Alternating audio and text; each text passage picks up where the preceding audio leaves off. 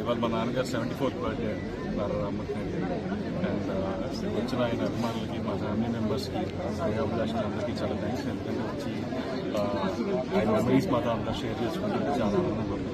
And almost అందరితో ఇప్పుడు 1-on-1 relation ఉంది. ప్రతి ఒక్కరికి ఒక మెమరీ ఉంది రామ్మూర్తి గారు. సో అలాంటి మెమరీస్ అన్ని మాతో షేర్ చేసుకుంటుంటే నాకు చాలా ఆనందంగా ఉంది. అండ్ లాస్ట్ ఇయర్ కూడా ఆయన పుట్టినరోజు ఇక్కడ సెలబ్రేట్ చేశాం. సో అలాగే ఈ ఇయర్ బ్లడ్ క్యాంప్లోనే కట్టడం జరిగింది.